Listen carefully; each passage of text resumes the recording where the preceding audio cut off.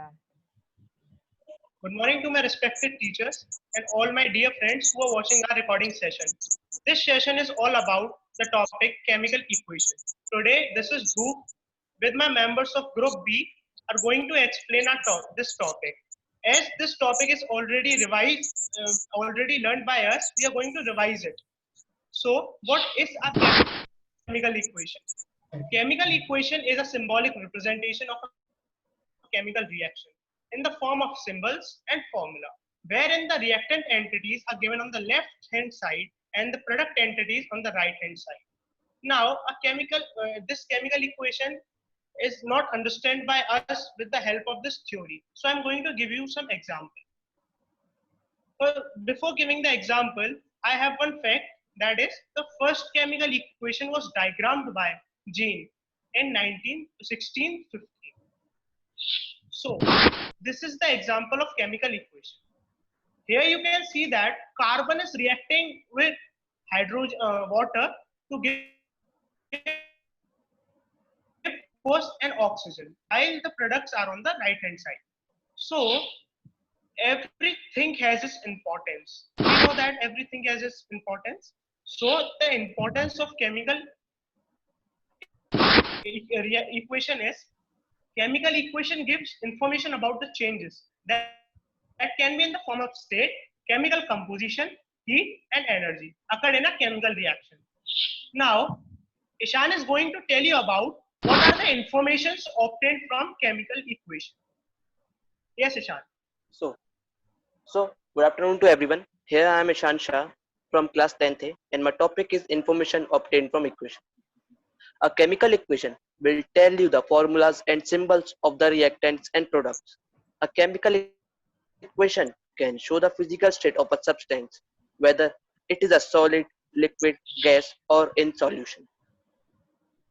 So, the next topic is balanced and unbalanced chemical equation, and this topic is going to be covered by Lalit Sharma.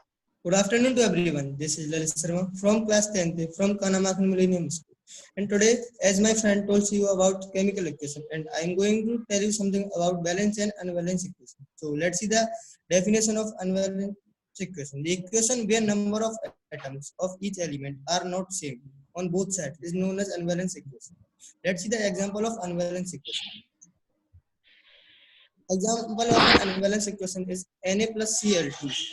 After the reaction, it has NaCl. So reactant side we have one sodium atom and two chlorine atom, but product side we have one sodium atom plus one chlorine atom. Notice there are two chlorine atom on both reactant side, but only one chlorine on product side. So we have, this is not unbalanced equation. Actually, the atoms on both the sides are not equal to each other. That is, it is not following the law of conservation of mass. Hence, it is known as an unbalanced chemical equation. Now, Lalit will tell you about balanced chemical equation. Yes, Lalit, please. So let's see the definition of balanced chemical equation. The equation where number of atoms of each element are same on both the sides.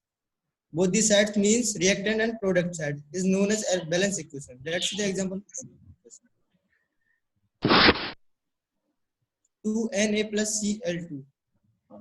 After the reaction, it has 2NaCl. This is the example of balanced chemical equation. And further will be explained by my friend Suraj Misra.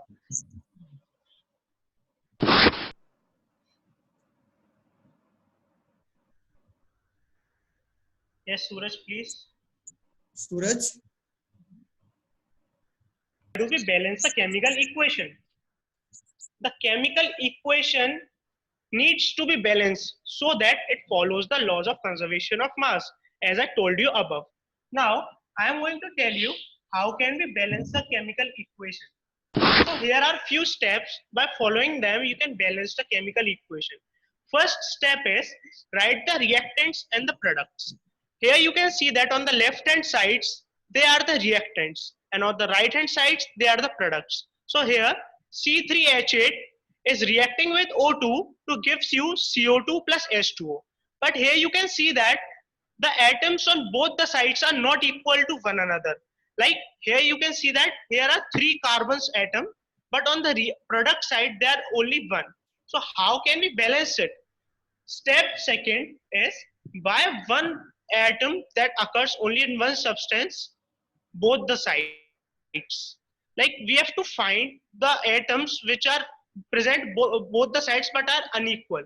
So we do not interrupt in the formula, except we make a box around these formulas and then make the changes. Now, while I was preparing for this presentation, I thought that with the help of theory, you can't understand about how can we balance a chemical equation. So I have a How to balance chemical equations in 5 easy steps. Step 1. Count the atoms on each side of the equation. Let's count each type of atom. Sulfur, I have 8. Oxygen, I have 2. On the product side, sulfur, I have 1. And oxygen, I have 2. Note that if there's nothing after an element, we assume that to be 1. And that's it. We're done with the first step. Smooth. The big rule for balancing equations is that we can only change the coefficients. Those are the numbers in front of the atoms. The numbers after the atoms, the subscripts, cannot be changed. So let's balance this equation by changing the coefficients. If there's no coefficient written, we assume that it's 1. So right now there's a 1 in front of each of these terms. We can see that we have 2 oxygens on each side of the equation. So the oxygens are fine. But the sulfur atoms, we have 8 on the left side, the reactants, and only 1 on the right. Well, to fix that, I can change the coefficient in front of the sulfur on the right and make that an 8. So if I put an 8 here, that means 8 times the 1 sulfur, that'll give me 8 sulfurs.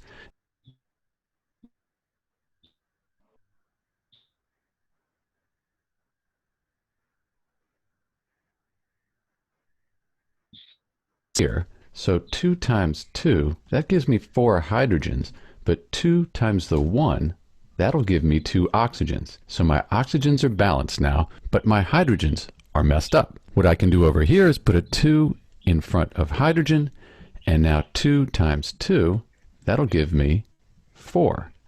And now the atoms on each side of the equation are the same. This equation's balanced. Hope you have learned something from this video.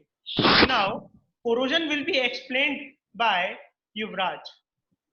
Good morning, all of you. I am Yuvraj Seni from class 10A. Today I am here to explain about corrosion. Corrosion when metal are attacked by the agent like water, moisture, etc. It is said to be corroded, and this process is known as corrosion. We also know. Now, preventions of corrosion. What are the preventions of corrosion, Yuvraj? Prevention of corrosions are some like that: applying oil on or grease on it, applying paint by glavization, by tinning, by coating a less reactive metal like chromium, making alloys, etc. Now take an example of this picture. This picture is show that the metal get rusted, corrosed. This is how the metal is attacked by the corrosion. Now, rancidity will be explained you by Divyanshu. Divyanshu, can you hear me? Yes. Yes, Divyanshu. Please. Then what? Rancidity is the substance contain oils and fats. Are exposed to air, they get oxidized and become rancid, due to which their smell, taste, and color changes. This process is known as rancidity. Now, theory can never make us understand. So I have one more video for you all. So,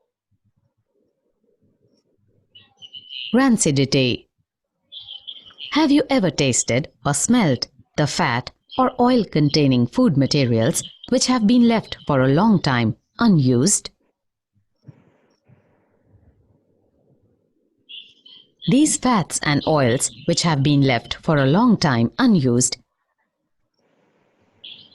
get oxidized and become rancid. As a result, their smell and taste also changes. This process is called rancidity. Usually substances which prevent oxidation, also called as antioxidants, are added to foods containing fats and oil. Keeping food in airtight containers also helps in slowing down the process of oxidation. Do you know that chips manufacturers usually flush bags of chips with gases such as nitrogen so as to prevent the chips from getting oxidized?